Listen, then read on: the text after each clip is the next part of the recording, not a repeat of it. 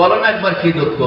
ওই দুঃখ বলতাম, এই নদীটার মধ্যে 12 বছর আগে আমার ছেলের বউ সহ বরযাত্রী যারা ছিল সব ডুবে মারা গেছে। মারা গেছে ভালো কথা, কান্দ কেন? তো কান্দি কেন? তাদের দুঃখে, তাদেরকে হারাইছি। তো তুমি কি তাদেরকে চাও? তো আমি তো চাই। কতজন তো আসলে, কেউ কি দিতে পারবে তাদেরকে ফিরাইয়া? না তুমি চাওনি? বলছে হ্যাঁ আমি তো চাই। বাস গোসে বা হুকুম করছে, নৌকাবাহী যাত্রী সবাই 12 বছরের আগের তারা জিন্দা হইয়া পারে আসছে। এই জন্য গৌসে পাক কবরের পার গিয়ে ডাক দিতেন। কি ডাক দিতেন? খ্রিস্টান আর মুসলমান ঝগড়া বিবাদ। গৌসে পাক এসে কি হয়েছে? তো এরা নবী মরারে ডাক দিলে জিন্দা হয়ে যেত। এরা বলে যে আমাদের নবী বড়, তোমাদের নবী কি ডাক দিলে জিন্দা হইতো? গৌসে পাক বলে কথা তো ঠিক, তোমার নবী ডাক দিলে জিন্দা হইতো। জি কি চালাইছ না, মরারে ডাক দিলে জিন্দা হয়ে যেত। আমাদের নবী, তোমাদের নবী তো মরারে ডাক দিয়ে জিন্দা করে নাই, এই জন্য আমাদের নবী বড়, ঈসা নবী। তো ইমাম আজম আবু হানিফা রহমতুল্লাহ আনিসুল মুমিনিন একটা কিতাব আছে, ইরাক থেকে এনেছিলাম 98 সালে। ওইটার মধ্যে লিখেছে ইমাম আজম আবু হানিফা রহমতুল্লাহ এর সাথে নাস্তিকের বহস মোনাজারা হবে। টাইম হচ্ছে আগামীকাল সকাল 10টা। বিরোধী পার্টিরা যারা নাস্তিক, তারা কিতাবের পর কিতাব নিয়ে হাজির হয়ে গেছে। 10টা বেজে গেল, 10:30 বেজে গেল, 11টা বেজে গেল, ইমামে আজম আবু হানিফা হঠাৎ করে আসে। আচ্ছা বলতেছেন বহসটা কি নিয়েছিল? তোমাদের নবী ছোট, এজন্য নিচে, আমাদের নবী বড়, দেখো উপরে। বড়রা সবসময় উপরে থাকে। ইমাম আজম আসছে, তারা অনেক দলিল দিছে কিতাব পত্রতে। ইমাম আজম দাড়ি পাল্লাটা আলগে দিছে, আলগে দিয়ে একটার মধ্যে 1 কেজি পাথর আর একটার মধ্যে আধা কেজি পাথর দিছে, দিয়া পাল্লিটা টান দিছে। তো তুমি এগুলো কি করো? আমি মোনাজারা করতেছি। তো ফাল্লির লোকে মোনাজারা কি? তোমার কিতাব কই? আরে কিতাব, তোমাদের কিতাব থেকে দলিল দিছো, আমার কিতাব লাগবে না, আমার যে নবী বড়। কিভাবে দলিল দিবা? পাল্লি টান দিছে, টান দিয়া বলে তোমরা বলো 1 কেজি নিছে না আধা কেজি নিছে? ওই যে 1 কেজি নিছে। ওই বলো 1 কেজি বেশি না আধা কেজি বেশি? 1 কেজি বেশি। তো আধা কেজিটা হলো উপরে, এটা হলো কম, আর 1 কেজিটা হলো নিচে, এটা হলো বেশি। আমাদের নবী হলো বড়, এই জন্য নিচে, তোমাদের নবী ছোট, এই জন্য হলো উপরে। কিতাব লাগে বহস করার জন্য, কিতাব লাগে। ওয়াহাবিদের কিতাবের পর কিতাব লাগে, কিন্তু না সুন্নিরা বহস করতে বেশি কিতাব লাগে না, কারণ তারা তো শুধু বাইরের কিতাব আছে। যারা সুন্নি হক্কানি পীর মশায়েখ আলেম ওলামা, তাদের বাইরের থেকে ভিতরের কিতাব হইল বড় কিতাব। কথা বলেন ঠিক না?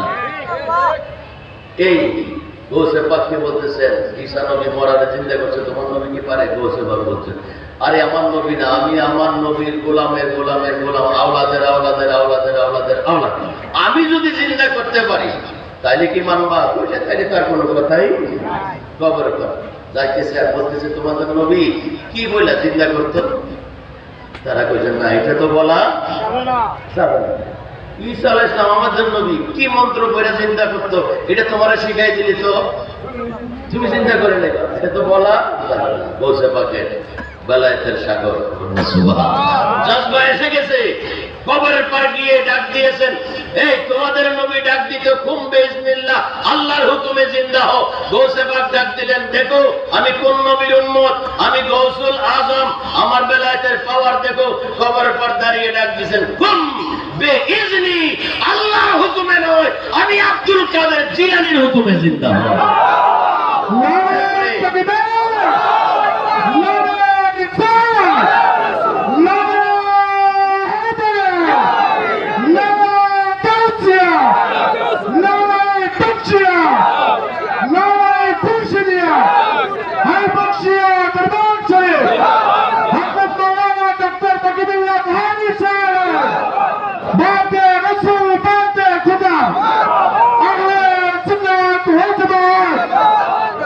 শুনে বলি মারহাবা।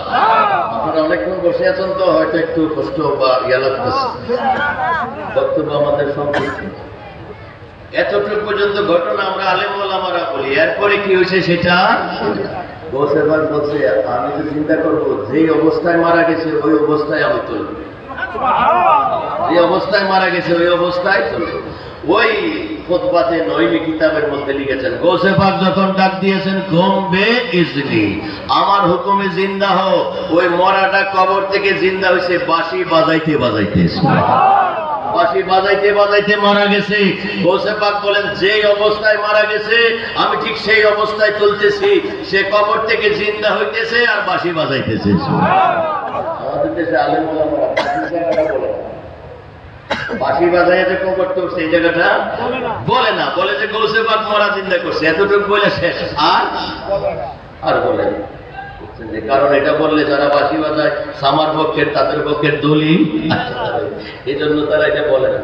বলবেন ভালো কথা, কারামত সবটাই বলেন। এবার যার পক্ষে যায় এটা তো করার কিছু, এটা গৌসে পাকের কারামত। উনি যেভাবে মরছে এইভাবে তুলছে উনি বাঁশি বাজাইতেছে, তাইলে বাঁশি বাজাইতে বাজাইতে উনি মারা গেছে। গৌসে পাক একটা তফসিরের কিতাব লিখেছে, তফসিরে জিলানী। তফসিরে জিলানী, এটার মধ্যে সূরা লোকমানের 6 নম্বর আয়াতে তফসিরের মধ্যে আধ্যাত্মিক গান বাদ্য যে জায়েজ বিস্তারিত দলিল দিয়েছেন। এই যে গৌসে পাকের এই কিতাবটা হলো সিররুল আসরার, সিররুল আসরার মানে ভেদের ভেদ, গোপনের গোপন। এটার মধ্যে গোপনের কথা বলছে, গোপনের ভিতরেও আরেকটা গোপন কথা আছে, সেটা গৌসে পাক এই কিতাবে লিখেছেন। এটার 120 পৃষ্ঠার মধ্যে গৌসে পাক আব্দুল কাদের জিলানী রাদিয়াল্লাহু তাআলা আনহু, বলুন না মারহাবা। আমাদের দেশে অনেক অধিকাংশ লোকই তো কাদেরিয়া তরিকার, কথা বলেন ঠিক কিনা? কিন্তু গৌসে পাকের এই সমস্ত বিষয়ে আলোচনা মানেও না, আলোচনাও করে না। 120 পৃষ্ঠায় গৌসে পাক লিখেছেন, ইন্না সিমা লিকাউমিন ফারজুন, ওই সামা আধ্যাত্মিক জ্ঞান বাদ্য কারোর জন্য ফরজ। এটা আমার মোল্লা বলছেন, আজকে যারা রোজ বলিকুল সর্দার ইমামুল আম্বিয়া ছিল নবীজি, ইমামুল আউলিয়া হলো আব্দুল কাদের জিলানী। ওনার একটা কথার দাম আছে না নাই? পৃথিবী একদিকে, গৌসে পাকের কথা একদিকে। যারা গৌসে পাককে ভালোবাসেন, পরিপূর্ণভাবে ভালোবাসেন, অর্ধেক বাসছেন আর অর্ধেক বাসেন না, তাহলে এটা মুনাফিকের ভালোবাসা হইল, কথা বলেন ঠিক না?